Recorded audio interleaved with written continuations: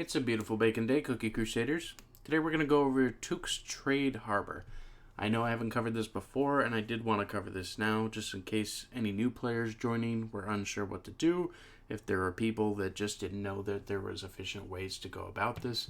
So I wanted to kind of go in and cover what is sort of the recommended setup and the way you can kind of get through this without necessarily destroying your overall ecosystem when it comes to the goods.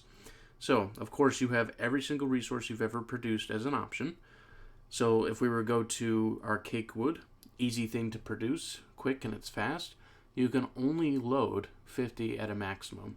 So, even though you might have 3, 4, 5,000 cake wood, depending on what level you are of production right now, you can only put 50 in at the maximum. Like if I were to just put 50 in right now, it would not give me an option to put more wood in again.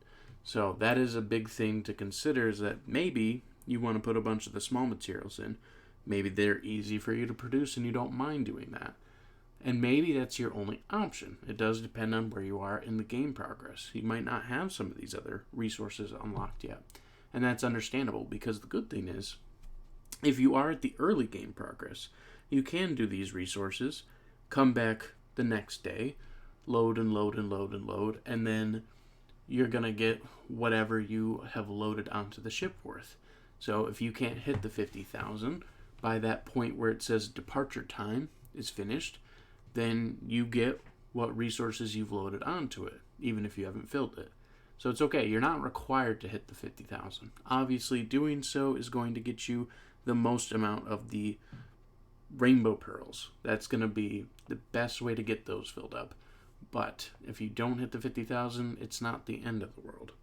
So, in addition, to go through at least what I think is the most efficient and maximum way, is going to specific resources as my kind of go-to ones that I use for the ship, unless the 2 times cargo is something I have that works really well.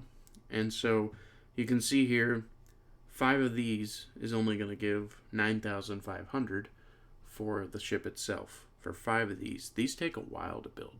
So that is not a good 2 times cargo item. That is something that I'm just going to avoid, because I can get better value from other resources. Now, the strawberry juice, one of those is 15,000. So if I do 2 of those, I'll be getting taken care of 30,000 just by doing that. And I apologize, it was 9,500 for one of these. So max would be 47,000, almost filling the ship, but it's still really not good value. It's not. Now, if we go over to here, the cotton candy wool, this is a base resource. It might not be easy for you to produce, so if it's not, this might not be efficient for you. If you have the maximum candy wool lab tech, or if you have the buildings that are the paid purchase buildings that spawn and generate the cotton candy wool, this might actually be pretty beneficial to you. So 633 per each. If I did the max 50, because you can only do 50, I can get more than half the ship filled with just that. Now, the other one I like to use a lot too are the cloud pillows. Now, they are not a base resource. You do have to produce another resource to make these, but they're not really that hard to make. They are 1,453 for a single one, and you can only do 20 maximum because it is a higher style resource. So what that means is that they won't allow you to do certain resources in too big a bulk if they have a specific high rarity. And that just comes down to how they've designed the system. I don't know why they did that, but that's what their choices were. So this, if you use 20 of these, you'll get 29,000 onto the ship because of that. So those are the 2 that I tend to use a lot. And as you can see, still have 400 some of the cloud pillows. Sorry, not the cloud pillows, the cotton candy. 280 of the cloud pillows. So it's something I can easily use, replenish, and reuse. Now another one is the spooky muffins. Those do 2,500 a piece. So 20 of those fill it all the way. Spooky muffins are not necessarily fast to produce, but they aren't too resource intensive either. So it is something that you could just push all of your resources into making a bunch of these around the clock making sure that you always have enough to fill the ship, because you only need 20. If you make 20, even if you use some speed ups, boom, you've got the ship done. It's taken care of, and you're getting the maximum value. You go just a little bit over, as you can see, 50,900. That might be okay for you. You might want to supplement a different resource. That's up to you, of course. But these are the 3 resources that I tend to go through the most because they're easy to produce, but also easy to use for great value on the ships. So that way my economy doesn't get too bothered and too bundled up.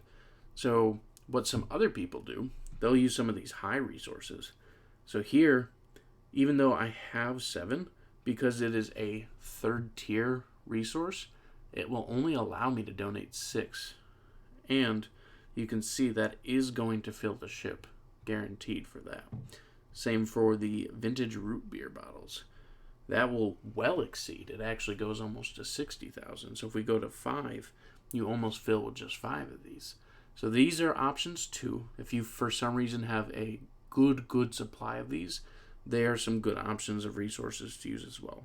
Things like the cakes, super hard to produce. Things like the wreaths, super hard to produce. Things like the brooches, lower value, hard to produce. The jelly bean meal, low value, hard to produce.